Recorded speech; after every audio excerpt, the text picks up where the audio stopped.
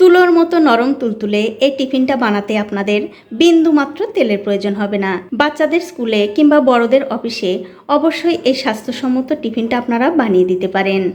বাচ্চা থেকে বড় সবাই কিন্তু ভীষণ পছন্দ করবে। তো টিফিনটা বানানোর জন্য নিয়ে নিলাম 1 বাটি ময়দা, তার মধ্যে দিয়ে দিচ্ছি স্বাদ অনুযায়ী নুন। এবারে ময়দার সঙ্গে নুনটা ভালো করে মিশিয়ে নিয়ে এর মধ্যে আমি দিয়ে দেব জল। তবে বন্ধুরা জল কিন্তু আগেই বেশি দেব না, অল্প অল্প করে জল দেব আর এই ময়দার সঙ্গে মিশিয়ে নেব। তো বন্ধুরা দেখতে পাচ্ছেন এখানে আমি যে বাটিটা মেপে ময়দা নিয়েছি সেই বাটিরই 1 বাটি জল দিয়ে দিলাম। এবারে খুব সুন্দর করে জলের সঙ্গে ময়দাটা মিশিয়ে নিতে হবে। তবে জলের যদি আরেকটু দরকার হয় তাহলে কিন্তু আমি জল আরেকটু দিয়ে দেব। দেখুন এই ব্যাটারটা কিন্তু অনেকটা ঘন মনে হচ্ছে, তার জন্য আমি এর মধ্যে আরও একটু জল দিয়ে দিলাম।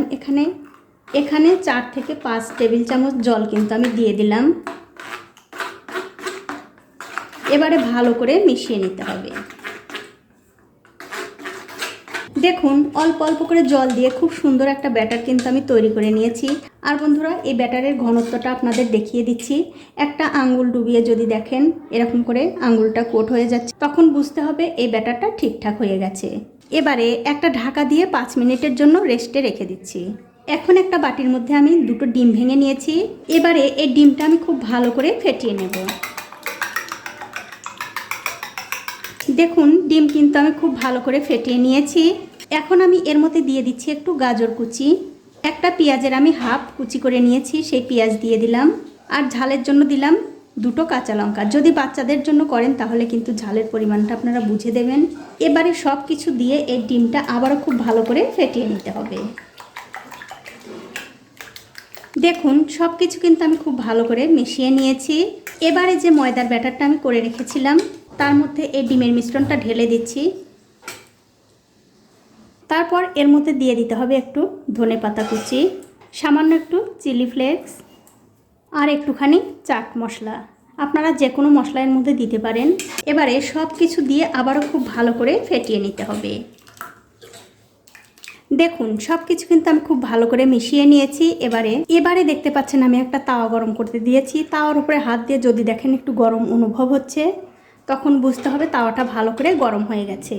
এবারে গ্যাসের ফ্লেমটা একদম লোতে রেখে এবারে যে ব্যাটারটা আমি করে রেখেছি সেখান থেকে 1 হাতা ব্যাটার নিয়ে এই তাওয়ার মাঝখানে দিয়ে খুব ভালো করে ছড়িয়ে দিতে হবে। এতে করে এটা পাতলাও হবে, দেখতেও সুন্দর লাগবে, আবার খেতেও ভালো লাগবে। দেখুন খুব সুন্দর করে কিন্তু আমি ছড়িয়ে দিলাম।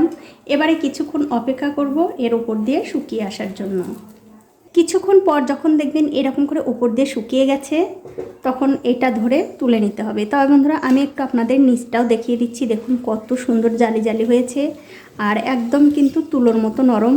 2 পিঠই কিন্তু ভাজতে হবে না, আপনাদের শুধু এই নিচের দিকটা দেখানোর জন্য আমি উল্টে দিলাম।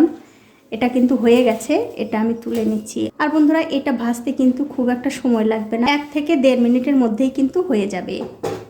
এটা আমি তুলে নিচ্ছি। আর যারা ভাবছেন একটুখানি তেল দেখাবেন তাদের জন্য আমি তেল দিয়ে বানিয়ে দেখাচ্ছি। সামান্য 1 থেকে 2 ফোঁটা তেল এই তাওয়ার মধ্যে দিয়ে খুব ভালো করে এই তাওয়ার মধ্যে ছড়িয়ে দিতে হবে। তারপর এখান থেকে আরও 1 হাতা ব্যাটার নিয়ে এই তাওয়ার মধ্যে দিয়ে এরকম করে একটু ঘুরিয়ে ঘুরিয়ে ছড়িয়ে দিতে হবে। কিছুক্ষণ পর যখন দেখবেন এটারও উপর দিয়ে শুকিয়ে গেছে তখন এটাও একটু উল্টে দিতে হবে। আর উল্টে দিয়ে এই দিকটাও একটু ভেজে নিতে হবে।